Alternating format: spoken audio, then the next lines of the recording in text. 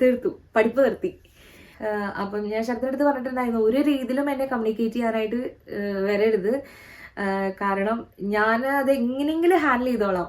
പക്ഷെ ശരത്തും കൂടെ അതിൽ ഇൻവോൾവ് ആവുകയാണെങ്കിൽ ഭയങ്കരമായിട്ട് ഇഷ്യൂസ് കൂടും. അപ്പോൾ അതുകൊണ്ട് ഒരു രീതിയിലും കമ്മ്യൂണിക്കേറ്റ് ചെയ്യരുതെന്നുള്ള കാര്യങ്ങൾ ഞാൻ പറഞ്ഞിട്ടുണ്ടായിരുന്നു. ചിലപ്പോൾ വീട്ടിൽ അറിയുവാണെങ്കിൽ എനിക്ക് പിന്നെ റെസ്ട്രിക്ഷൻസ് ഭയങ്കരമായിട്ട് ഉണ്ടാവും എന്നുള്ള കാര്യമൊക്കെ ഞാൻ പറഞ്ഞിട്ടുണ്ടായിരുന്നു. അപ്പം അതുകൊണ്ട് 2 ദിവസം കഴിഞ്ഞിട്ട് വിളിയും മെസ്സേജും പിന്നെ എന്താ പറയുക, കോളേജിലോട്ട് തിരിച്ചു വരാണ്ടൊക്കെ ഇരുന്നപ്പോഴത്തേനും അവർക്ക് മനസ്സിലായി. പിന്നെ ഫ്രണ്ട്സിൻ്റെ അടുത്ത് ഓൾറെഡി പറഞ്ഞിട്ടുണ്ടല്ലോ എനിക്ക് വരുന്നില്ല എന്നുള്ള ഒരു കാര്യം. അപ്പം എനിക്ക് ഇവരെ വിളിച്ചിട്ട് ഇന്ന കാരണം കൊണ്ടാണ് വീട്ടിൽ അറിഞ്ഞോ എന്നുള്ളതും എനിക്ക് പറയാൻ പറ്റുന്നില്ല. അപ്പച്ചനാണ് ഫുള്ള് കമ്മ്യൂണിക്കേറ്റ് ചെയ്യുന്നത്, എൻ്റെ കയ്യിൽ ഫോണും ഇല്ല. അതിനുശേഷം എനിക്ക് ഒരു മൊമെന്റിൽ ഫോൺ കിട്ടിയായിരുന്നു. ഞാനപ്പോൾ എൻ്റെ ഫ്രണ്ടിൻ്റെ അടുത്ത് മെസ്സേജ് അയച്ചു, വീട്ടിലറിഞ്ഞു, ശരത്തിൻ്റെ അടുത്ത് പറയണം, ഒരു എന്താ പറയുക ഇതിൽ ഇൻവോൾവ് ആവുകയും ചെയ്യരുത് എന്നുള്ളത്, ഞാൻ ഇങ്ങനെ ഇത് സോൾവ് ചെയ്തോളാം, എനിക്കറിയില്ല എന്താ എനിക്ക് സംഭവിക്കാന്നുള്ളതൊന്നും എനിക്കറിയില്ല, പക്ഷേ ശരത്തിൻ്റെ അടുത്ത് വെയിറ്റ് ചെയ്യാൻ പറ, ഞാനും വെയിറ്റ് ചെയ്യാം എന്നുള്ള കാര്യങ്ങൾ ഞാൻ എൻ്റെ ഫ്രണ്ടിൻ്റെ അടുത്ത് കൺവേ ചെയ്തിട്ടുണ്ടായിരുന്നു. അപ്പോൾ അത് ശരത്തിൻ്റെ അടുത്ത് പറഞ്ഞിട്ടുണ്ടായിരുന്നു അങ്ങനെ ഒരു കാര്യം. അങ്ങനെ കോളേജിലോട്ട് തിരിച്ചു തന്നെ വിട്ടില്ല. ഒരു ദിവസം കഴിഞ്ഞു, 2 ദിവസം കഴിഞ്ഞു, ഒരാഴ്ച കഴിഞ്ഞു. എനിക്ക് ഈ പറഞ്ഞ പോലെ തന്നെ എനിക്കും ഇവരെന്നെ എന്താ പറയുക, അപ്പച്ചനും അമ്മയും എൻ്റെ അടുത്ത്, അപ്പച്ചനും അമ്മയും ചേട്ടന്മാരും എൻ്റെ അടുത്ത് റിയാക്ട് ചെയ്തതിൽ എനിക്ക് വിഷമില്ലായിരുന്നു. കാരണം ഞാനത് എന്താ പറയുക, ഞാൻ ഡിസേർവ് ചെയ്യുന്നുണ്ടായിരുന്നു. ബിക്കോസ് ഞാനൊരു ചീറ്റിങ് അവരുടെ അടുത്ത് ചെയ്തല്ലോ. അപ്പം അതുകൊണ്ട് അവരെൻ്റെ അടുത്ത് ചെയ്തതിൽ എനിക്ക് ദേഷ്യമില്ലായിരുന്നു, പക്ഷെ എനിക്ക് ഭയങ്കര വിഷമമായിരുന്നു. ബിക്കോസ് ജസ്റ്റ് ഒന്ന് മേ ബി നമ്മൾ അന്നത്തെ പാരൻസ് ഒക്കെ ചിന്തിക്കില്ല, ഇപ്പോൾ പഠിക്കുന്ന കാലത്ത് ആണ് നമുക്കതിനുള്ള ഉത്തരവാദിത്തമായോ ഇല്ലെങ്കിൽ ഈ ഒരു പ്രായത്തിൻ്റെ ഒരു ഇൻഫാക്ച്വേഷൻ ആണ് എന്നൊക്കെ ചിന്തിക്കും. പക്ഷേ എനിക്കും പഠിപ്പ് നിർത്തി, എനിക്കറിയില്ലായിരുന്നു പിന്നെ എങ്ങനെ റിയാക്ട് ചെയ്യണം എന്നുള്ളത്. തിരിച്ച് ഞാൻ ഭയങ്കര ഡെസ്പായിരുന്നു. അങ്ങനെ അതിനുശേഷം ഒരു 1 or 2 weeks കഴിഞ്ഞപ്പോഴത്തേനും എൻ്റെ അടുത്ത് അപ്പച്ചൻ പറഞ്ഞു, ഞാനും ഭയങ്കര ഡെസ്പാണല്ലോ, എനിക്ക് എന്താ പറയുക, ഒന്നിനും ഒരു ഹാപ്പിനെസ് എനിക്ക് കാണാൻ പറ്റുന്നില്ലായിരുന്നു. അങ്ങനെ എത്രയാണെങ്കിലും നമ്മുടെ പാരൻസും നമ്മുടെ സിബ്ലിങ്സും ഒക്കെ ആണല്ലോ, അവർക്ക് നമ്മളിങ്ങനെ ഇരിക്കുന്ന കാണുമ്പോഴത്തേനും അവർക്കും അത് ഭയങ്കര വിഷമാണല്ലോ. അങ്ങനെ അപ്പച്ചൻ്റെ അടുത്ത് പറഞ്ഞു, ഓക്കെ, ഞാൻ ഒരു ചാൻസും കൂടെ തരാം, നീ പഠിക്കാൻ പൊക്കോ, പക്ഷെ ഒരു രീതിയിലുള്ള കമ്മ്യൂണിക്കേഷനോ ഇനി ഒരു എന്താ പറയുക ഒരു റിലേഷനിലോട്ടോ പോവരുത് എന്ന് പറഞ്ഞിട്ടുണ്ടായിരുന്നു. ഞാൻ പറഞ്ഞു ഓക്കെ, കുഴപ്പമില്ല, ഞാൻ ശരി, ഞാനിനി വേറെ റിലേഷനിലോ ആ റിലേഷൻ കീപ്പ് ചെയ്യില്ല എന്ന് പറഞ്ഞു. അങ്ങനെ തിരിച്ച് ഞാൻ കോളേജിലോട്ട് എന്നെ വീട്ടിൽ നിന്ന് കൊണ്ടുപോക്കാണ്, ചേട്ടനും അപ്പച്ചനും ഒക്കെ കൂടെ തിരിച്ച് കൊണ്ടാക്കാണ്. അങ്ങനെ കോളേജിലെത്തി നമ്മൾ അവിടെ ഇവിടെയൊക്കെ വെച്ച് കാണുന്നുണ്ടല്ലോ ശരത്തിന്. ഓഫ് കോഴ്സ് നമ്മൾ രണ്ടുപേരും 2 ഡിപ്പാർട്ട്മെന്റ് ആണ്, ഞാൻ കമ്പ്യൂട്ടർ സയൻസ് ആണ്, ശരത്ത് മെക്കാനിക്കലാണ്. പക്ഷെ ആ കാണുമ്പോ എന്താ പറയാ, ഒരിക്കലും നടക്കാൻ പോകുന്നില്ല എന്ന് അറിഞ്ഞിട്ടും നമ്മുടെ ഉള്ളിൽ വരുന്ന ഒരു ഫീലിങ്സ് ഉണ്ട്. അത് ഭയങ്കര പെയിൻഫുൾ ആണ്, ഭയങ്കര യുണീക്ക് ഫീലിംഗ് ആണ്. അതായത് സന്തോഷമല്ല, വിഷമല്ല, എന്നാൽ നഷ്ടപ്പെട്ടോ എന്ന് അറിയൂല, അങ്ങനെയൊക്കെയുള്ളൊരു ഒരു ഭയങ്കര ഒരു വൃത്തികെട്ട ഒരു ഫീലിംഗ് ഉണ്ട്. ആ ഒരു ഫീലിംഗ് ആണ് ആ കുറേ സമയത്തേക്ക് ഉണ്ടായിരുന്നത്. അതിനുശേഷം നമ്മൾ ബിടെക് കഴിഞ്ഞു. ഞാൻ എന്ത് ചെയ്തു വെച്ചിട്ടുണ്ടെങ്കിൽ എംടെക്കിനെ ജോയിൻ ചെയ്യുവാണ്. കാരണം എനിക്ക് അപ്പോഴും ചെറിയൊരു ഹോപ്പ് ഉണ്ട്, ഇവരെ എന്തെങ്കിലും ഇവരിത് സമ്മതിക്കുമായിരിക്കും എന്നുള്ള ഒരു ഹോപ്പ് എനിക്ക് അപ്പോഴും ഉണ്ടായിരുന്നു. അത് പെട്ടെന്ന് പ്രസന്റിൽ അടുത്ത വർഷം അല്ലെങ്കിൽ എനിക്ക് ജോലി കിട്ടി അപ്പം തന്നെയോ ഒരു 5 വർഷം കഴിഞ്ഞിട്ടോ ഒന്നല്ല, എന്തെങ്കിലും ഒരു കാലത്ത് ഇവർ സമ്മതിക്കും എന്നുള്ളൊരു ഹോപ്പ് എനിക്കുണ്ടായിരുന്നു. അപ്പോൾ അതുകൊണ്ട് തന്നെ ഞാൻ നേരെ എംടെക്കിനെ ജോയിൻ ചെയ്തു. എംടെക്കിന് ജോയിൻ ചെയ്ത് എന്താ വെച്ചിട്ടുണ്ടെങ്കിൽ ശരത്തിന് കുറച്ചും കൂടെ സെറ്റിൽ ആവാനായിട്ട് ഒരു സമയം കിട്ടുമല്ലോ. കാരണം ഞാൻ പഠിക്കുവാണ്, ഞാൻ പെട്ടെന്ന് അപ്പം തന്നെ ജോലിക്ക് വർക്ക് ചെയ്യാനാണ് ഞാൻ ഓപ്ഷൻ തിരഞ്ഞെടുക്കുന്നതെങ്കിൽ പിന്നെ വീട്ടിൽ പ്രൊപ്പോസൽ പെട്ടെന്ന് വന്നു തുടങ്ങും. അപ്പോൾ അതുകൊണ്ട് ഒരു 2 വർഷം കൂടെ പഠിക്കാന്നുള്ള രീതിയിൽ ഞാൻ എംടെക്കിന് ജോയിൻ ചെയ്തു. അത് മാത്രമല്ല എനിക്ക് ടീച്ചിങ് എന്നുള്ള പ്രൊഫഷനും ഭയങ്കര ഇഷ്ടമായിരുന്നു. അപ്പോൾ അതുകൊണ്ട് എംടെക് കഴിഞ്ഞിട്ടുണ്ടെങ്കിൽ കോളേജസിൽ നമുക്ക് പഠിപ്പിക്കാനൊക്കെ ആയിട്ട് കയറാമല്ലോ. അപ്പോഴേക്കും ഞാനും ഒന്ന് സ്റ്റേബിൾ ആവും എന്നുള്ള രീതിയിൽ ഞാൻ എംടെക്കിനെ ജോയിൻ ചെയ്തു. എംടെക് ഒരു ഫൈനൽ ഇയർ ഒക്കെ ആയപ്പോഴത്തേനും വീട്ടിൽ നന്നായിട്ട് പ്രൊപ്പോസലൊക്കെ വരാനായിട്ട് തുടങ്ങി. അങ്ങനെ പ്രൊപ്പോസൽ വരുന്ന സമയത്ത് ഞാൻ അപ്പച്ചൻ്റെ അടുത്ത് പറഞ്ഞു, എനിക്ക് നോക്കണ്ട, കാരണം എനിക്ക് വേറെ ആ ഒരു മാരേജ് ലൈഫ് എനിക്ക് ആക്സെപ്റ്റ് ചെയ്യാനായിട്ട് ഇപ്പോൾ പറ്റുന്നില്ല, എനിക്ക് കുറച്ചും കൂടെ ടൈം വേണം എന്നുള്ള രീതിയിൽ ഞാൻ അപ്പച്ചൻ്റെ അടുത്ത് സംസാരിച്ചായിരുന്നു. അവരെനിക്ക് വീണ്ടും സമയം തന്നു. പക്ഷെ എന്നിട്ടും എൻ്റെ ആ ഒരു എന്താ പറയുക, ഞാൻ ഓക്കെ അല്ലായിരുന്നു. അങ്ങനെ ഞാൻ അപ്പച്ചൻ്റെ അടുത്ത് പറഞ്ഞു, എനിക്ക് വേറെ ഒരു ലൈഫ് എനിക്ക് ബുദ്ധിമുട്ടാണ് ചിന്തിക്കാനായിട്ട്, അപ്പം അതുകൊണ്ട് പ്രപ്പോസലൊന്നും ഇപ്പം നോക്കണ്ട, അങ്ങനെയുള്ള രീതിയിൽ ഞാൻ സംസാരിച്ചായിരുന്നു. പക്ഷെ അവർ അങ്ങനെ നോക്കാതിരിക്കില്ലല്ലോ, കാരണം മോളെ കല്യാണം കഴിച്ച് അവരുടെ മൈൻഡിൽ വേറൊരു കല്യാണം കഴിഞ്ഞിട്ടുണ്ടെങ്കിൽ ശരിയാവും എന്നുള്ളൊരു ചിന്താഗതി ആയിരുന്നിട്ടുണ്ടാവും. പക്ഷെ എനിക്ക് വേറൊരാൾ വന്ന് കാണുന്നത് പോലും എനിക്ക് ആക്സെപ്റ്റ് ചെയ്യാൻ പറ്റുന്നേ ഇല്ലായിരുന്നു. അപ്പം അതുകൊണ്ട് തന്നെ എത്ര പ്രപ്പോസൽ വന്നാലും ഞാൻ വന്ന് കാണാനായിട്ട് സമ്മതിക്കില്ലായിരുന്നു. ഞാൻ അപ്പച്ചൻ്റെ അടുത്ത് പറഞ്ഞു, അവർക്ക് എൻ്റെ ഫേസ് കാണുമ്പോൾ തന്നെ മനസ്സിലാവും എനിക്ക് തീരെ താല്പര്യമില്ല എന്നുള്ളത്. പിന്നെ എന്തിനാണ് അവരെയും കൂടെ നമ്മൾ വിളിച്ച് വന്ന് വീട്ടിൽ വിളിച്ച് എന്താ പറയുക, ഒരു അപമാനിക്കുന്ന പോലെയാണല്ലോ. അപ്പം അതുകൊണ്ട് വേണ്ട, ആരും വന്ന് കാണണ്ട എന്നുള്ള രീതിയിൽ ഞാൻ ഭയങ്കര സ്റ്റേണായിട്ട് തന്നെ നിന്നു. അതിൻ്റെ പേരിലും കുറേ ഇഷ്യൂസ് ഉണ്ടാകുന്നുണ്ട് വീട്ടിൽ. മൊത്തത്തിലൊരു സമാധാനം ഇല്ല. ബിക്കോസ് ഞാൻ കാരണമാണ് ഈ ഇഷ്യൂസൊക്കെ ഉണ്ടാകുന്നതെന്നുള്ളത് എനിക്കറിയാം. ഞാൻ കാരണം വീട്ടിൽ എന്താ പറയുക, ഒരു നല്ലൊരു എന്താ പറയുക ഭയങ്കര ഹാപ്പി ആയിട്ടുള്ള ഒരു ഫാമിലി ആയിരുന്നു. അപ്പോൾ ഞാൻ കാരണം അത് ഇല്ലാണ്ടാവാണ്, ഇതൊക്കെ എനിക്കറിയാം. പക്ഷെ ഞാൻ എത്ര ട്രൈ ചെയ്തിട്ടും ആ ഒരു റിലേഷനിൽ നിന്ന് എനിക്ക് വിട്ടുമാറി വരാനായിട്ട് പറ്റുന്നില്ലായിരുന്നു. ബിക്കോസ് അതൊരു എന്താ പറയുക, ലവ് റിലേഷൻ എന്നതിലേക്കുള്ള ഒരു ഉപരി ഒരു ഭയങ്കര ഒരു ബ്യൂട്ടിഫുൾ ആയിട്ടുള്ള ഒരു റിലേഷനായിരുന്നു എനിക്ക് ശരത്തിൻ്റെ കൂടെ ഉണ്ടായിരുന്നപ്പോൾ എനിക്ക് ഉണ്ടായിരുന്നത്. ഒരു ഭയങ്കര ഹാപ്പി ആയിരുന്നു ഞാൻ. എന്താ പറയുക, എനിക്കറിയില്ല, ഞാൻ ഭയങ്കര പ്ലസൻ്റ് ആയിരുന്നു ആ സമയത്ത്. അപ്പം അതുകൊണ്ട് എനിക്ക് ഒരിക്കലും അത് മിസ് ചെയ്യാനായിട്ട് പറ്റണില്ലായിരുന്നു. പിന്നെ അത് മാത്രമല്ല, എനിക്കറിയാം മാരേജ് ലൈഫ് കഴിഞ്ഞാലും ഇപ്പം എങ്ങനെയെങ്കിലും നിർബന്ധിച്ച് കല്യാണം കഴിച്ചാലും നമ്മൾ വേറൊരാളെയും കൂടെ ചീറ്റ് ചെയ്തുകൊണ്ടിരിക്കുകയാണ്. എന്തിനാണ് ചിലപ്പോൾ ഒന്നും അറിയാത്ത ഏതെങ്കിലും ഒരാളെ നമ്മൾ അറിഞ്ഞുകൊണ്ട് ചീറ്റ് ചെയ്യാനായിട്ട് പോകണം. അവരും ഒരുപാട് സ്വപ്നങ്ങളൊക്കെ കണ്ടിട്ടായിരിക്കും ആ ഒരു മാരേജ് ലൈഫിലോട്ട് വരുന്നുണ്ടായിരുന്നു എനിക്ക്. അപ്പോൾ അങ്ങനെ ഭയങ്കര പ്രശ്നങ്ങൾ നടന്നുകൊണ്ടിരിക്കുക വീട്ടിൽ. കാരണം ഞാൻ കല്യാണം സമ്മതിക്കുന്നില്ല, വേറൊരു കല്യാണം സമ്മതിക്കുന്നില്ല. അപ്പോൾ ഭയങ്കര ഇഷ്യൂസ് നടന്നുകൊണ്ടിരിക്കുകയായിരുന്നു. അങ്ങനെ ഒരു ദിവസം അങ്ങനെ ഞാനാണെങ്കിൽ ഇങ്ങനെ ഇവരെ കൺവിൻസ് ചെയ്യിപ്പിക്കാനായിട്ട് മാക്സിമം ഞാൻ നോക്കുന്നുണ്ട്. പക്ഷേ ഒരു രക്ഷയില്ല. അപ്പം ശരത്തിന് ദുബായിൽ ജോലി കിട്ടി. ശരത്ത് അവിടെ ദുബായിലോട്ട് പോയി.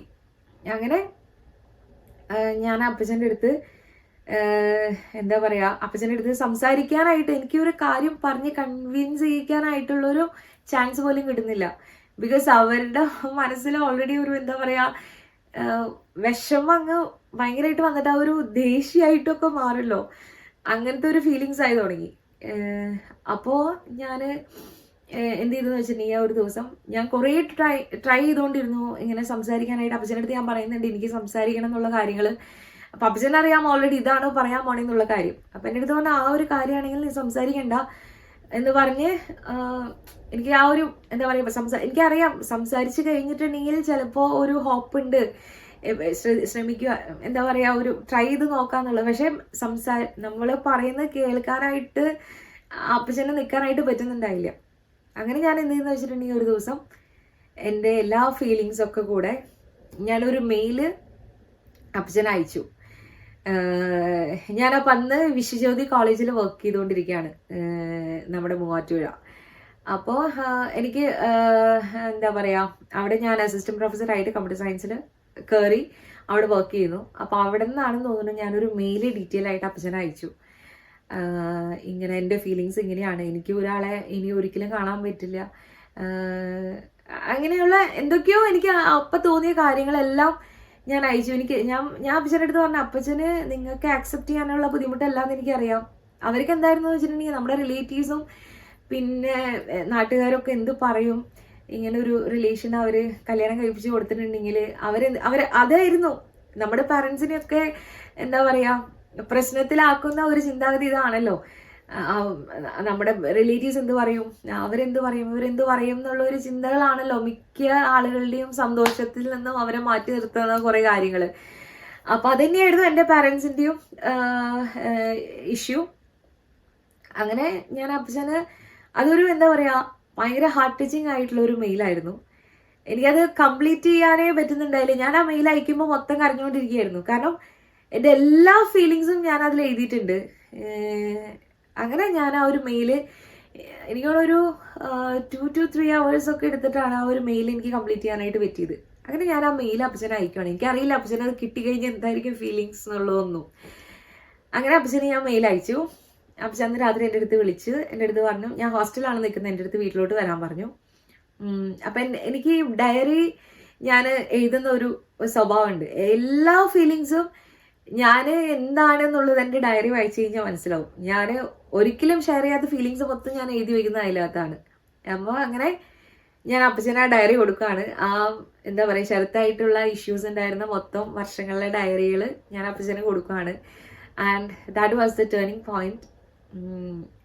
അത് വായിച്ചതിന് ശേഷം അപ്പച്ചൻ്റെ അടുത്ത് പറഞ്ഞു, എനിക്ക് ഒരു ഉറപ്പും തരാൻ പറ്റില്ല, പക്ഷെ ഞാൻ അതിനെക്കുറിച്ചൊന്ന് ആലോചിക്കട്ടെ എന്ന് പറഞ്ഞു. അത് ശരിക്കും എൻ്റെ മനസ്സിൽ ഞങ്ങളുടെ കല്യാണമൊക്കെ നടന്ന പോലെയുള്ള ഒരു ഫീലിങ്സ് ആയിരുന്നു. കാരണം ഭയങ്കര ഒരു പോസിറ്റീവായിട്ടുള്ള ഒരു കാര്യമായിരുന്നു എനിക്കത്. അറ്റ്ലീസ്റ്റ് അപ്പച്ചൻ അതിനെക്കുറിച്ച് ചിന്തിക്കാന്നെങ്കിലും പറഞ്ഞല്ലോ, എന്നെ കേട്ടല്ലോ, ഞാൻ പറയുന്ന ഫീലിങ്സ് അപ്പച്ചനും മനസ്സിലായല്ലോ എന്നുള്ളൊരു ഭയങ്കര വലിയൊരു ഹോപ്പായിരുന്നു എനിക്ക് അപ്പച്ചൻ്റെ ഒരു റിപ്ലൈ എന്നുള്ളത്. അത് കഴിഞ്ഞ ശേഷം ഞാൻ തിരിച്ചു പോയി.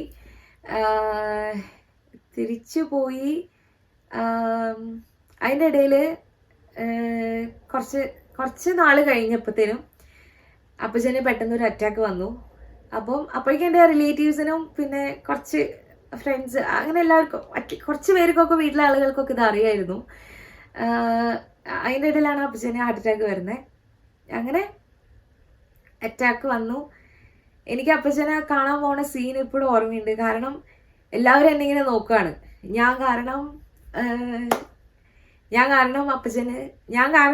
ആണല്ലോ അപ്പച്ചന് ഹാർട്ട് അറ്റാക്ക് വന്നേ എന്നുള്ള രീതിയിൽ എല്ലാവരും എന്നെ ഇങ്ങനെ ഭയങ്കര രൂക്ഷമായിട്ട് നോക്കിക്കൊണ്ടിരിക്കുകയാണ്.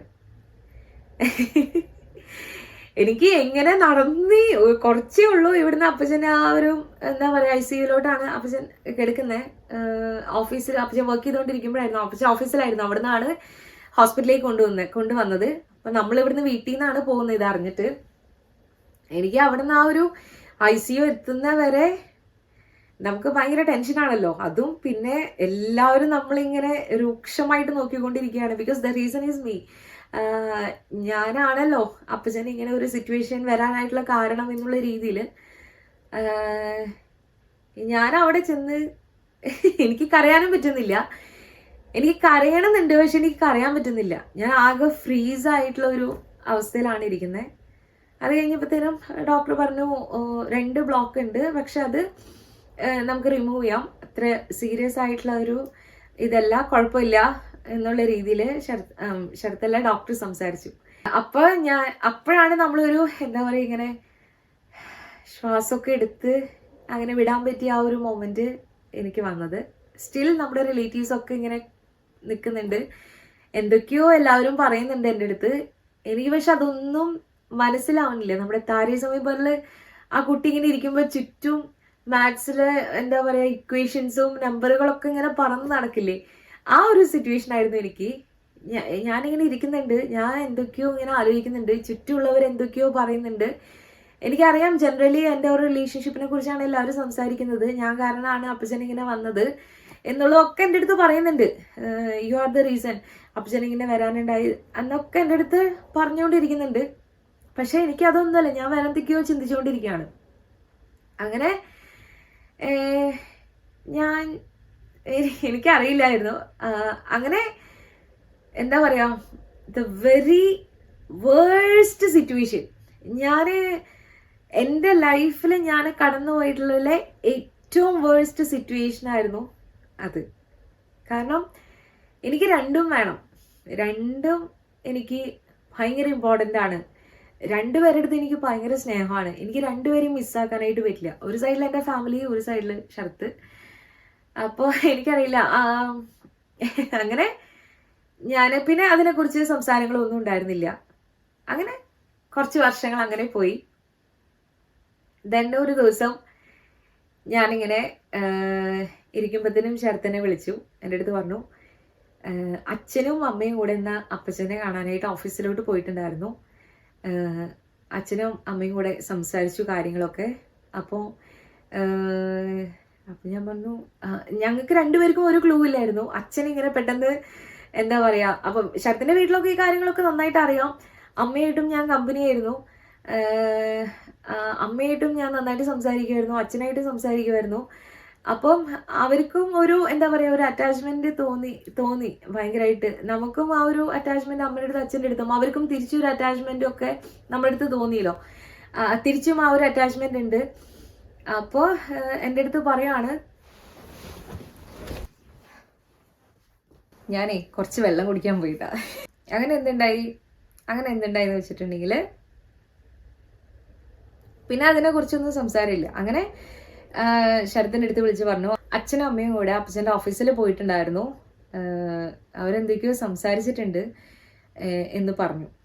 അപ്പം നമ്മളിത് എക്സ്പെക്ട് ചെയ്യണേയില്ല, കാരണം പിന്നെ അങ്ങനെ ഒരു ടോക്കോ കാര്യങ്ങളോ ഒന്നും ഉണ്ടായില്ല. കുറച്ച് എന്താ പറയുക, ആളുകൾ അങ്ങനെ പോയി എന്നല്ലാണ്ട് ഒരു അനക്കവും ഇല്ല. പിന്നെ അതിനെക്കുറിച്ച് ഒരു സംസാരവും ഇല്ല, വേറെ കല്യാണങ്ങളെ കുറിച്ച് പ്രപ്പോസൽ ഒന്നുമില്ല. അതിങ്ങനെ എന്താ പറയുക, ആ ഒരു ഗ്രാഫ് മേലേക്കും താഴ്ത്തേക്കും ഒന്നും ഇല്ലാണ്ട് ഇങ്ങനെ പോയിക്കൊണ്ടിരിക്കുകയായിരുന്നു. അതിനിടയിലാണ് ശരത്തിൻ്റെ അടുത്ത് വിളിച്ച് ഈ കാര്യം പറയുന്നത്. അപ്പോൾ അങ്ങനെ ഒരു മെസ്സേജ് എനിക്ക് വരികയാണ് ശരത്തിൻ്റെ അടുത്ത് നിന്ന്. അപ്പച്ചൻ്റെ അടുത്ത് നിന്ന് അച്ഛനും അമ്മയും കൂടെ പോയിട്ടുണ്ടായിരുന്നു അപ്പച്ചൻ്റെ ഓഫീസിൽ എന്നുള്ളൊരു കാര്യം. അപ്പോൾ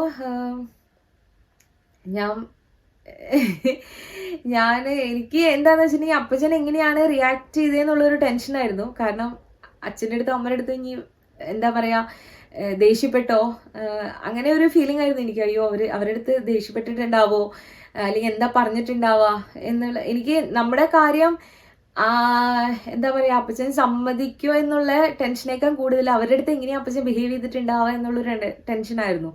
പക്ഷെ എന്താ പറയുക, അപ്പച്ചൻ ഭയങ്കര കൂളായിട്ടാണ് ബിഹേവ് ചെയ്തത്. കാരണം അവരൊന്നും ചെയ്തിട്ടില്ലല്ലോ. അപ്പോൾ അപ്പച്ചൻ ഇങ്ങനെ പറഞ്ഞു, ഞാൻ നോക്കട്ടെ, എനിക്ക് കുറച്ച് സമയം വേണം, എനിക്ക് ഒരു വർഷം എന്തായാലും സമയം വേണം എന്നുള്ള കാര്യം അപ്പച്ചൻ അവരുടെ അടുത്ത് പറഞ്ഞു. അങ്ങനെയാണ് ശരത്ത് മെസ്സേജ് ചെയ്തത്. അപ്പോൾ അപ്പോഴും ഞാൻ പറഞ്ഞല്ലോ, ഒരു ഹോപ്പ് നമ്മുടെ മനസ്സിലുള്ളതുകൊണ്ട് ശരി കുഴപ്പമില്ല, അപ്പച്ചൻ എന്തായാലും ഒരു വർഷം എന്ന് പറഞ്ഞല്ലോ, അപ്പം അങ്ങനെ ഒരു മെസ്സേജ് കണ്ടപ്പോഴത്തേനും എനിക്ക് ഭയങ്കര എന്താ പറയുക, സന്തോഷമായിരുന്നു ഓഫ് കോഴ്സ്. പക്ഷെ നമുക്ക് വേണ്ടി എന്താ പറയുക, നമുക്ക് വേണ്ടിയാണല്ലോ അവരിതൊക്കെ ചെയ്യുന്നത്. അവരുടെ വിഷമങ്ങൾ ഇതൊക്കെ ഇപ്പോഴും നമുക്ക് വേണ്ടി മാറ്റി വെച്ച് നമ്മുടെ ഒരു ഹാപ്പിനെസ് അല്ലെങ്കിൽ നമ്മുടെ ഒരു ഹാപ്പി ലൈഫിന് വേണ്ടിയിട്ട് ആണല്ലോ അവരിങ്ങനെയൊക്കെ ചെയ്യുന്നതെന്നുള്ളൊരു ഫീലിങ്സ് ആയിരുന്നു എനിക്ക് സന്തോഷത്തിനേക്കാൾ കൂടുതലുണ്ടായിരുന്നത്. അങ്ങനെ വീട്ടിൽ അപ്പച്ചനത് പ്രസൻറ്റ് ചെയ്യാണ്. അപ്പം ചേട്ടന്മാരൊന്നും ഒരിക്കലും ഇത് സമ്മതിക്കില്ല. അവർ പറഞ്ഞത് ഇങ്ങനെയാണ്, അപ്പച്ചനെ വേണമെങ്കിൽ അത് ഇങ്ങനെയാണെന്ന് വെച്ചാൽ ഡിസൈഡ് ചെയ്യാം. പക്ഷേ ഞങ്ങൾ ഒരിക്കലും ഇതിൽ എന്താ പറയുക, അവർക്കത് അക്സെപ്റ്റ് ചെയ്യാൻ പറ്റില്ല. അങ്ങനെയുള്ള രീതിയിലാണ് വലിയണ്ണും കുഞ്ഞണ്ണും. അതൊരിക്കലും ആ ഒരു വാശിയോ ഒന്നുമല്ല, നമ്മളെ ഭയങ്കരമായിട്ട് സ്നേഹിച്ച് കഴിയുമ്പോൾ അവർ നമ്മളെ ചീറ്റ് ചെയ്തു എന്നുള്ളൊരു ഫീലിങ്സ് നമുക്ക് തോന്നുമ്പോൾ ഉണ്ടാവണ ആ ഒരു സംഭവം ഉണ്ടല്ലോ, അതായിരുന്നു അവർക്കും ഉണ്ടായിരുന്നത്. കാരണം എന്നെ അത്രയ്ക്ക് ഇഷ്ടമായിരുന്നു അവർക്ക്. ഇഷ്ടമായിരുന്നു എന്നല്ല, ഇപ്പം അങ്ങനെയാണ് കേട്ടോ. ആ ഒരു കുറച്ച് കാലങ്ങളിൽ ഒരു വിഷമം കാരണം ഒരു ഗ്യാപ്പ് വന്നതല്ലാണ്ട് എന്നെ ഇപ്പോഴും ഭയങ്കര പെറ്റാണ്. അതേപോലെയാണ് എൻ്റെ രണ്ട് ചേട്ടന്മാരാണെങ്കിലും അപ്പച്ചനാണെങ്കിലും അമ്മയാണെങ്കിലും ഒക്കെ കൊണ്ട് നടക്കുന്നത്. അപ്പോൾ അങ്ങനെ ഏകദേശം വീട്ടിൽ ഓക്കെ ആണ് എന്നുള്ളൊരു മൊമെൻറ്റിലേക്ക് എത്തിക്കൊണ്ടിരിക്കുന്നു. അപ്പോൾ ഞാൻ 2010 ശരത്തിനെ ആദ്യമായിട്ട് കാണുന്നതും പരിചയപ്പെടുന്നതൊക്കെ. 2013 നമ്മൾ അങ്ങോട്ടും ഇങ്ങോട്ടും ഈ പറഞ്ഞ പോലെ തന്നെ ഫസ്റ്റ് ടൈം ഇഷ്ടമാണ് എന്നുള്ളൊരു കാര്യം അറിയിക്കുന്നത്. 2017 നമ്മുടെ മാരേജ്. 2017 നമ്മുടെ മാരേജ്. അപ്പോൾ ഇനി അറിയേണ്ട കാര്യങ്ങൾ, ഇത് നമ്മളെങ്ങനെ റിലേറ്റീവ്സിൻ്റെ അടുത്ത് പ്രസൻറ്റ് ചെയ്യും, അല്ലെങ്കിൽ ചേട്ടന്മാരെങ്ങനെ കൺവിൻസ് ചെയ്യിപ്പിക്കും എന്നുള്ള കാര്യങ്ങളായിരുന്നു. കാരണം നമ്മുടെ കുറച്ച് റിലീജിയസ് പരമായിട്ട് ഉള്ള ഒരു ഫാമിലിയാണ്. എൻ്റെ ഫാമിലി എന്ന് പറഞ്ഞാൽ എൻ്റെ വീട്ടിലല്ല, അപ്പച്ചനും അമ്മയും ചേട്ടന്മാരും അല്ല, പക്ഷേ റിലേറ്റീവ്സ് ഒക്കെ കുറച്ചും കൂടെ റിലീജിയസ് ഓറിയൻറ്റഡ് ആണ്. അപ്പം അതുകൊണ്ട് തന്നെ ആ ഒരു വെറും ലവ് മാരേജ് അല്ലല്ലോ, ഇന്റർ റിലീജിയൻ ആണല്ലോ. റിലീജിയൻ തന്നെ വേറെ ആണല്ലോ, കാസ്റ്റും അല്ല, റിലീജിയൻ ആണ് വേറെ. സോ അതിങ്ങനെ ഇതേപോലെ തന്നെ റിലേറ്റീവ്സിൻ്റെ ഇടയിലും കുറച്ചല്ല ഭയങ്കര പ്രശ്നങ്ങളായി. അപ്പോൾ കുറേ അതിൽ നിന്ന് തന്നെ പിന്തിരിക്കാനായിട്ടൊക്കെ എന്താ പറയുക, അതും ഈ പറഞ്ഞ പോലെ തന്നെ മേ ബി ആ ഒരു സ്നേഹക്കൂടുതലായിരിക്കാം. പക്ഷെ എനിക്ക് പിന്നീട് വേറെ എന്താ പറയുക, അതിൽ നിന്ന് മാറുക എന്നുള്ളൊരു ഓപ്ഷനോ എനിക്കത് പറ്റുന്നുണ്ടായില്ലായിരുന്നു. ബിക്കോസ് എനിക്ക് അപ്പച്ചനും അമ്മയും ചേട്ടന്മാരും എല്ലാവരും വേണമെന്നുള്ളൊരു ഇതുണ്ടായിരുന്നു. പക്ഷെ ഒരു പോയിന്റ് കഴിഞ്ഞപ്പോഴത്തേനും എനിക്ക് മനസ്സിലായി, എനിക്ക് ആ ഒരു എന്താ പറയുക, എല്ലാവരെയും നമുക്ക് കൺവീൻസ് ചെയ്യിപ്പിച്ച് നമുക്ക് ആ ഒരു റിലേഷനിൽ മുന്നോട്ട് പോകാൻ പറ്റില്ല. അപ്പച്ചനും അമ്മയും ചേട്ടന്മാരും എൻ്റെ കൂടെ വേണം.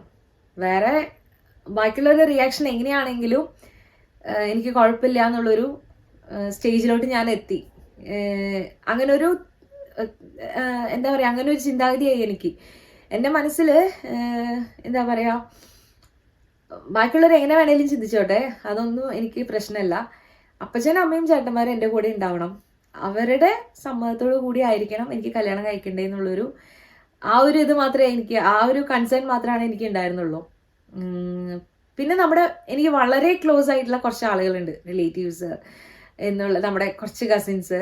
അങ്ങനെ വളരെ ക്ലോസ് ആയിട്ടുള്ള ആളുകളെ വിഷമിപ്പിക്കരുതെന്ന് എനിക്കുണ്ടായിരുന്നു. പക്ഷെ എല്ലാവരും നമുക്ക് കൺവീൻസ് ചെയ്യിപ്പിച്ച് ഇങ്ങനെ ഒരു ഫാമിലി ലൈഫിലോട്ട് എത്താനായിട്ട് പറ്റില്ലല്ലോ. അപ്പം അതുകൊണ്ട് അപ്പച്ചനും അമ്മയും ചേട്ടന്മാരും പിന്നെ വളരെ ക്ലോസ് ആയിട്ടുള്ള കുറച്ച് പേരും നമ്മുടെ കൂടെ ഉണ്ടാവണം എന്ന് എനിക്കുണ്ടായിരുന്നു.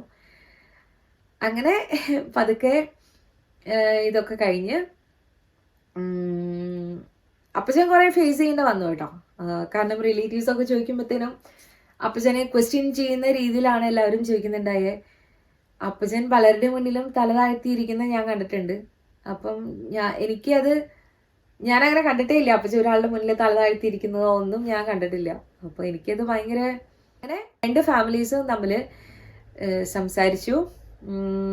And at last after 5 years of struggles, the very painful, the worst years, നമ്മൾ കല്യാണത്തിൻ്റെ ഡേറ്റ് ഫിക്സ് ചെയ്തു. January 25th 2017 നമ്മുടെ കല്യാണത്തിൻ്റെ ഡേറ്റ് ഫിക്സ് ചെയ്തു. എനിക്ക് അപ്പോഴും ആ ഒരു റിയാലിറ്റിയിലോട്ട് വരാനായിട്ട് കുറേ സമയം എടുത്തായിരുന്നു. ഇത് അറിഞ്ഞപ്പോൾ തന്നെ എനിക്ക് ഭയങ്കര സന്തോഷമല്ല ഉണ്ടായിരുന്നത്. എനിക്ക് ആ ഒരു റിയാലിറ്റിയിലോട്ട് വരാനായിട്ട് കുറേ സമയം പിന്നീടും എടുത്തായിരുന്നു. എനിക്കത് എന്താ പറയുക, ഒരു ഹോപ്പ് മനസ്സിലുണ്ടായിരുന്നെങ്കിലും എനിക്ക് ആ ഒരു മൊമെൻ്റ് എനിക്ക് വിശ്വസിക്കാൻ പറ്റുന്നുണ്ടായിരുന്നില്ല. എന്താ പറയുക, എനിക്കത് എന്താ പറയുക, ഇത് സത്യമാണോ എന്ന് എനിക്കത് റിയലൈസ് ചെയ്യാൻ പറ്റുന്നുണ്ടായില്ല. ഞാൻ അപ്പോഴും ചിന്തിച്ചുകൊണ്ടിരിക്കുകയായിരുന്നു, ഇത് ശരിക്കുള്ളതാണോ, അവർ സമ്മതിച്ചോ, എനിക്കറിയുന്നില്ലായിരുന്നു എങ്ങനെയാണത്. പിന്നെ കല്യാണത്തിൻ്റെയൊക്കെ ഒരുക്കങ്ങൾ തുടങ്ങിയപ്പോഴത്തേനാണ് ഞാൻ ആ ഒരു മൊമെൻറ്റിലോട്ട് വന്നു തുടങ്ങിയത്. കല്യാണം ആയോ, ശരിക്കും നമ്മുടെ കല്യാണം സമ്മതിച്ചോ, വീട്ടിൽ അവരുടെയൊക്കെ സന്തോഷത്തോടും സമ്മതത്തോടും കൂടെ തന്നെയാണോ നമ്മൾ കല്യാണം കഴിക്കാൻ പോകുന്നത് എന്നുള്ള ഒരു ഫീലിങ്സ് ഒക്കെ ഇങ്ങനെ അപ്പോഴാണ് വന്നു തുടങ്ങിയത്. ആൻഡ് ചേട്ടന്മാർ ഇതേപോലെ എന്തായാലും അവർ കൂടില്ല എന്നുള്ളൊരു ഇതിലായിരുന്നു. പക്ഷെ അപ്പച്ചനൊക്കെ പറഞ്ഞ് നമ്മുടെ വളരെ ക്ലോസ് ആയിട്ടുള്ള ആളുകളൊക്കെ പറഞ്ഞ് അവരെ കൺവീൻസ് ചെയ്യിപ്പിച്ച് കല്യാണത്തിൻ്റെ അന്ന് അവരും വന്നു. അവർ വരില്ല എന്നായിരുന്നു പറഞ്ഞിട്ടുണ്ടായിരുന്നത്. കല്യാണം കഴിച്ച് കുഴപ്പമില്ല, പക്ഷെ ഞങ്ങൾക്ക് അതിൽ കൂടാൻ പറ്റില്ല, പിന്നീട് എപ്പോഴെങ്കിലും അത് ശരിയാവായിരിക്കും എന്നുള്ളൊരു എന്താ പറയുക ഒരു കാര്യങ്ങളായിരുന്നു അവർ പറഞ്ഞിട്ടുണ്ടായിരുന്നത്. പക്ഷെ എനിക്ക് പറഞ്ഞ പോലെ അപ്പച്ചൻ സമ്മതിച്ചു, അമ്മ ഓക്കെ ആയി. പക്ഷെ ഇവരില്ലെങ്കിൽ നമുക്ക് ലൈഫിലൊന്നും എന്താ പറയുക, നമ്മുടെ ആ ഒരു എന്നും നമ്മൾ കാണുന്ന നമ്മുടെ കല്യാണം എന്ന് പറഞ്ഞാൽ ആ ഒരു മൊമെൻ്റ് ആണല്ലോ, പിന്നീട് നമുക്കില്ലല്ലോ അത്. അപ്പം അതിന് അവരില്ലാണ്ട് ഭയങ്കര ബുദ്ധിമുട്ടായിരുന്നു. പക്ഷെ ഞാൻ എന്താ പറയുക, തലേദിവസം രാത്രി അപ്പച്ചനും ഭയങ്കര ഇമോഷണലായി, ഞാനും പിന്നെ നമ്മുടെ വളരെ ക്ലോസ് ആയിട്ടുള്ള ആളുകളൊക്കെ പറഞ്ഞ് അങ്ങനെ അവർ പിറ്റേ ദിവസം കല്യാണത്തിന് വരാമെന്ന് സമ്മതിച്ചു. ചേട്ടൻ്റെ വലിയാൻ്റെ കല്യാണം കഴിഞ്ഞിട്ടുണ്ടായിരുന്നു. ചേച്ചിയും എന്താ പറയുക, ഒരു ശരത്തിൻ്റെ കാര്യത്തിൽ എൻ്റെ കൂടെ നിൽക്കാന്നല്ല, പക്ഷെ എൻ്റെ ഫീലിങ്സ് ചേച്ചിക്ക് മനസ്സിലാവുന്നുണ്ടായിരുന്നു. എൻ്റെ കൂടെ ഈ റിലേഷന് സപ്പോർട്ടായിട്ടല്ല, പക്ഷെ എൻ്റെ കൂടെ ഒരു സപ്പോർട്ടായിട്ട് ചേച്ചി എനിക്ക് എപ്പോഴും എൻ്റെ കൂടെ ഉണ്ടായിരുന്നു. അതെനിക്ക് ഭയങ്കര ഒരു മെൻ്റൽ, എന്താ പറയുക, മെൻ്റലി എന്നെ സ്റ്റേബിളായിട്ട് നിർത്താനായിട്ട് എന്നെ ഭയങ്കരമായിട്ട് ഹെൽപ്പ് ചെയ്തിട്ടുണ്ടായിരുന്നു. അങ്ങനെ പിറ്റേ ദിവസം രാവിലെ എൻ്റെ കല്യാണമായി. എൻ്റെ അല്ല, ഞങ്ങളുടെ കല്യാണമായി. തലേ ദിവസമൊന്നും എനിക്ക് ഉറങ്ങാനേ പറ്റുന്നുണ്ടായില്ല. ഞാൻ കിടക്കും, എണീറ്റ് വരും, അമ്മയുടെ അടുത്ത് പോയിരിക്കും, പിന്നെയും അമ്മ എന്നെ കൊണ്ടുപോയി കിടത്തും. അമ്മ പോയി കിടക്കും, നാളെ കല്യാണമല്ലേ എന്നൊക്കെ പറയും. രാവിലെ പിന്നെയും എണീക്കും, അമ്മയുടെ അടുത്ത് പോയിരിക്കും. എനിക്ക് അറിയുന്നുണ്ടല്ലേ, ഞാൻ അങ്ങോട്ടും ഇങ്ങോട്ടും നടക്കലും എനിക്ക് ഉറങ്ങാൻ പറ്റുന്നതല്ലേ. ഞാൻ എണീറ്റ് ഹാളിൽ അങ്ങോട്ടും ഇങ്ങോട്ടും നടന്നുകൊണ്ടിരിക്കുകയായിരുന്നു. അങ്ങനെ പിറ്റേ ദിവസമായി. എല്ലാവരും ഡ്രസ്സൊക്കെ ചെയ്തു. വീട്ടിലെ സിറ്റുവേഷൻ എന്ന് പറയുകയാണെങ്കിൽ നമ്മുടെ കല്യാണം, ഞാൻ എന്താ പറയുക, ഫാമിലിയിലൊക്കെ എന്താ പറയുക, കുറേ ആൺകുട്ടികളൊക്കെ ഉണ്ടായതിന് ശേഷം, ചേട്ടന്മാരായിരുന്നു മൊത്തത്തിൽ, എനിക്കും 2 ചേട്ടന്മാരാണല്ലോ, അതിനുശേഷം ഉണ്ടായതാണ് ഞാനൊരു പെൺകുട്ടി. അപ്പോൾ അതുകൊണ്ട് ഫാമിലിയിലും ഭയങ്കര സ്വപ്നങ്ങളായിരുന്നു ആ ഒരു കല്യാണം ഭയങ്കര ഗ്രാൻഡായിട്ട് നടത്തണം എന്നുള്ളതൊക്കെ. പക്ഷേ അന്നത്തെ ആ ഒരു സിറ്റുവേഷനും പിന്നെ റിലേറ്റീവ്സിന് അത് അക്സെപ്റ്റ് ചെയ്യാനുള്ള ബുദ്ധിമുട്ടും ഉള്ളതുകൊണ്ടൊക്കെ എന്താ പറയുക, ആ ഒരു വിഷമം എപ്പോഴും വീട്ടിലിങ്ങനെ ഉണ്ടായിരുന്നു. എല്ലാവരും ചിരിക്കുന്നുണ്ട് എന്നുണ്ടെങ്കിലും അത് പെട്ടെന്ന് അവർക്ക് ആക്സെപ്റ്റ് ചെയ്യാനും ഒക്കെ ബുദ്ധിമുട്ടാണല്ലോ. അപ്പോൾ അതുകൊണ്ട് നമ്മുടെ വളരെ ക്ലോസ് ആയിട്ടുള്ള കുറേ പേര് എന്നാലും വന്നിട്ടുണ്ടായിരുന്നു കേട്ടോ.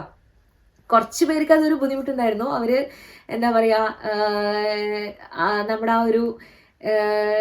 ആ ഒരു എന്താ പറയുക, നമ്മുടെ ആ ഒരു ഡ്രീം മൊമെൻറ്റിൽ നമ്മുടെ കൂടെ അവർക്ക് ജോയിൻ ചെയ്യാനായിട്ട് താല്പര്യമില്ലായിരുന്നു. അപ്പം അതുകൊണ്ട് വളരെ കുറച്ച് പേരെ മാറ്റി നിർത്തി കഴിഞ്ഞിട്ടുണ്ടെങ്കിൽ ബാക്കി എല്ലാവരും നമ്മുടെ കൂടെ ഉണ്ടായിരുന്നു. അത് എൻ്റെ അടുത്തുള്ള എനിക്കത് റിയലൈസ് ചെയ്യാൻ പറ്റും. അത് എൻ്റെ അടുത്തുള്ളവരുടെ ഒരു സ്നേഹവും കരുതലും ഒക്കെ ഉള്ളതുകൊണ്ടാണ് അവർ അന്ന് എൻ്റെ ആ ഒരു സ്പെഷ്യൽ മൊമെൻറ്റിൽ എൻ്റെ കൂടെ ജോയിൻ ചെയ്തത്. ആൻഡ് താങ്ക് യു ഓൾ, എല്ലാവർക്കും താങ്ക് യു സോ മച്ച്. എനിക്കറിയില്ലായിരുന്നു, അതൊരു ഭയങ്കര ഒരു ജേർണി ആയിരുന്നു എൻ്റെ ലൈഫിൽ. കുറേ കഷ്ടപ്പെട്ടു. പക്ഷെ എനിക്ക് പറയാനുള്ളൊരു കാര്യം, നമ്മൾ 2 പേരും തമ്മിൽ എന്താ പറയുക, ചില കേസുകൾ മാറ്റി നിർത്തിയിട്ടുണ്ടെങ്കിൽ നമ്മൾ 2 പേരും ഒരുപാട് ആഗ്രഹിച്ച് ഒരുപാട് സ്വപ്നം കണ്ട് വെയിറ്റ് ചെയ്ത് വേറെ എന്ത് സിറ്റുവേഷൻ വന്നാലും നമ്മൾ എന്താ പറയുക പിടിച്ചു നിൽക്കും എന്നുള്ളൊരു ഉറപ്പ് നമുക്ക് ഉണ്ടെങ്കിൽ എന്തെങ്കിലും നമ്മുടെ ഫാമിലിയിൽ നമ്മൾ എന്താ പറയുക അവരത് സമ്മതിക്കും എന്നാണ് എൻ്റെ ലൈഫിൽ നിന്ന് എനിക്ക് മനസ്സിലായത്. എന്താ പറയുക, എത്ര നാളും അവർക്ക് നമ്മുടെ വിഷമം കണ്ടുകൊണ്ടിരിക്കാൻ പറ്റും? എത്രയാണെങ്കിലും നമ്മുടെ പാരൻസ് അല്ലേ, അല്ലെങ്കിൽ നമ്മുടെ സിബ്ലിങ്സ് അല്ലേ. അപ്പോൾ എന്നെങ്കിലും അവരത് സമ്മതിക്കും. അങ്ങനെ ലാസ്റ്റ് ഒരു മൊമെൻറ്റിൽ എൻ്റെ വീട്ടിലും സമ്മതിച്ചു, ശരത്തിൻ്റെ വീട്ടിലും സമ്മതിച്ചു. അപ്പോൾ ആദ്യമൊക്കെ ശരത്തിൻ്റെ വീട്ടിലും കുറേ ഇഷ്യൂസ് ഉണ്ടായിരുന്നു കേട്ടോ. ശരത്തും കുറേ സ്ട്രഗിൾ ചെയ്തിട്ടുണ്ടായിരുന്നു. കാരണം അമ്മയ്ക്കൊക്കെ അക്സെപ്റ്റ് ചെയ്യാനായിട്ട് ഈ പറഞ്ഞ പോലെ തന്നെ ബുദ്ധിമുട്ടായിരുന്നു. വേറെ റിലീജിയനാണ്. അപ്പോൾ അമ്മ എൻ്റെ അടുത്ത് വിളിച്ച് പറഞ്ഞിട്ടുണ്ടായിരുന്നു, മോളെ ഇവിടെ പൂജാമുറിയൊക്കെ ഉള്ളതാണ്, വേറൊരു റിലീജിയനിൽ നിന്നൊക്കെ വരുമ്പോൾ അത് ബുദ്ധിമുട്ടായിരിക്കും, അപ്പം അതുകൊണ്ട് ഇത് വേണ്ട എന്നൊക്കെ അമ്മ എൻ്റെ അടുത്ത് വിളിച്ച് പറഞ്ഞിട്ടുണ്ടായിരുന്നു. അമ്മ സൂയിസൈഡ് ചെയ്യുമെന്ന് പറഞ്ഞിട്ടുണ്ടായിരുന്നു ഇങ്ങനെ ഒരു കല്യാണം നടക്കുകയാണെങ്കിൽ. പണ്ട് ശരത്തിന്റെ ഫോണിൽ ഓട്ടോമാറ്റിക് റെക്കോർഡിംഗ് ആയിരുന്നു. അപ്പൊ അമ്മ ഇത് അറിഞ്ഞ സമയത്ത് ശരത്തിനെ വിളിച്ചിട്ടുള്ള ഒരു വോയിസ് ക്ലിപ്പാണ് ഇതിനൂടെ ആഡ് ചെയ്യുന്നത്.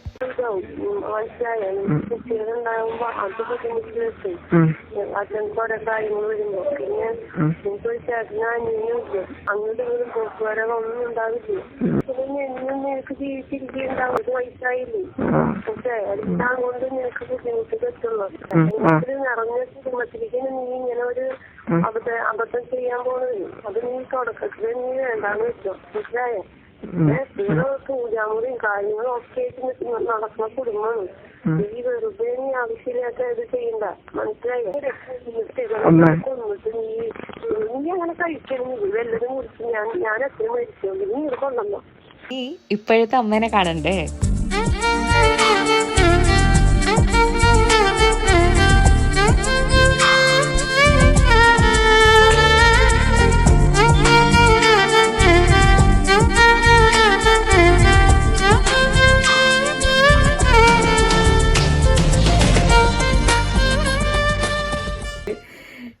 പക്ഷെ എനിക്കറിയില്ല, ഞാൻ എല്ലാ ദിവസവും മുടങ്ങാണ്ട് ഈ ഒരു കാര്യത്തിനെ കുറിച്ച് ചിന്തിക്കും, കരയും, പ്രാർത്ഥിക്കും.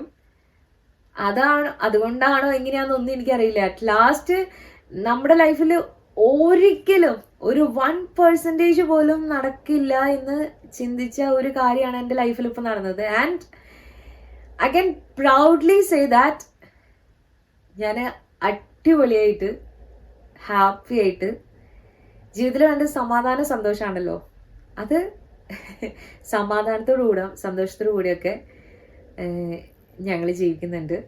എല്ലാ കാര്യങ്ങളും ഷെയർ ചെയ്യുന്ന ഒരാൾ എന്ന് പറഞ്ഞിട്ടുണ്ടെങ്കിൽ അത് ശരത്തായിരിക്കും. അതെൻ്റെ എത്ര വേഴ്സ്റ്റ് തിങ്കിങ് ആണെങ്കിൽ പോലും എനിക്കത് ശരത്തിൻ്റെ അടുത്ത് ഷെയർ ചെയ്യാനായിട്ട് പറ്റും. അങ്ങനെ ഭയങ്കര കംഫർട്ടാണ് ഞാൻ. ഏറ്റവും കൂടുതൽ പറയാനുള്ളത്, നമുക്ക് നല്ലൊരു പാർട്ട്ണറെ കിട്ടാന്നുള്ളത് വലിയൊരു കാര്യം. പിന്നെ അതിൻ്റെ കൂടെ തന്നെ നല്ലൊരു ഫാമിലിനെ കിട്ടാന്നുള്ളതും അതിലും വലിയൊരു കാര്യമാണ്. സോ എന്താ പറയുക, ഞാൻ പറഞ്ഞില്ല, ശരത്ത് എന്ന് പറഞ്ഞു കഴിഞ്ഞിട്ടുണ്ടെങ്കിൽ he's A very good human being. അപ്പം അങ്ങനെ ഒരാളെ എനിക്ക് ഗിഫ്റ്റ് ചെയ്തത് ശരത്തിൻ്റെ അച്ഛനും അമ്മയാണ്. ഓഫ് കോഴ്സ് അവരുടെ പാരൻറ്റിങ് അതിൽ വളരെയധികം ഇൻഫ്ലുവൻസ് ചെയ്തിട്ടുണ്ടാവും. അപ്പം അതുകൊണ്ട് തന്നെ എനിക്ക് ആ ഒരു നന്ദിയും കടപ്പാടും എന്നൊക്കെ പറയില്ലേ, അതെപ്പോഴും അച്ഛൻ്റെ അടുത്തും അമ്മയുടെ അടുത്തും ഉണ്ട്. കാരണം അവർ കാരണമാണ് എനിക്ക് ഇങ്ങനെ ഒരു നല്ലൊരു പാർട്ട്ണർ എനിക്ക് കിട്ടിയത്. അപ്പോൾ താങ്ക് യു സോ മച്ച് അപ്പച്ചൻ, അമ്മ, അച്ഛനമ്മ, വലിയേട്ടൻ, കുഞ്ഞേട്ടൻ, ചേച്ചി, ശരത്തിൻ്റെ ചേച്ചി, ചേട്ടൻ ആൻഡ് കസിൻസ്, റിലേറ്റീവ്സ്, എല്ലാവരുടെ അടുത്തും, നമ്മുടെ കൂടെ നിന്ന് എല്ലാവരുടെ അടുത്തും താങ്ക് യു സോ മച്ച്. അന്ന് കൂടെ നിന്നവർക്കും അന്ന് കൂടെ നിൽക്കാതിരുന്നവർക്കും താങ്ക് യു സോ മച്ച്. കാരണം അന്ന് കൂടെ നിന്നവർക്കൊക്കെ നമുക്കൊരു ഉത്തരവാദിത്തം കൂടി ഉണ്ടായിരുന്നു, നമ്മൾ നന്നായിട്ട് ജീവിക്കണത് കാണണം എന്നുള്ളത്. കൂടെ നിൽക്കാത്തവർക്കും അവർ കാരണം നമുക്കൊരു ഉത്തരവാദിത്തം ഉണ്ട്, അവർക്ക് അവരുടെ മുന്നിലൊക്കെ ജീവിച്ച് കാണിക്കണം എന്നുള്ളൊരു റെസ്പോൺസിബിലിറ്റി, അല്ലെങ്കിൽ ആ ഒരു എന്താ പറയുക, ആ ഒരു തോട്ട് എപ്പോഴും ഉള്ളത് കൊണ്ട് തന്നെയാണ് മേ ബി നമ്മൾ പല വഴക്കുകൾ ഉണ്ടാവുമ്പോഴും അത് പെട്ടെന്ന് സോൾവ് ചെയ്ത് പോകുന്നത്.